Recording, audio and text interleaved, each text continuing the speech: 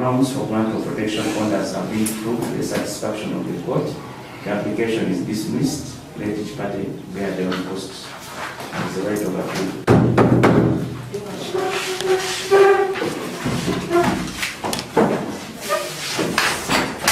Katonda gyali ddala bwena okuba n'olwamukize nti Katonda gyali.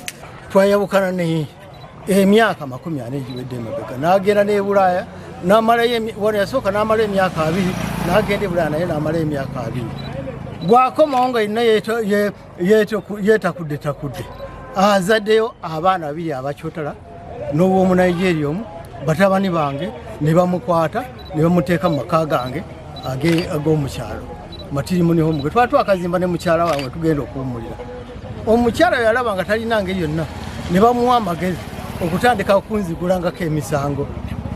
Yakanzigulako wano emisango 17 muwogo gwe guno bwe yatuuka n'asaba kooti mbo emuwe olukusa neme kuddamu kulinnya mu maka ge ye ge yazimba.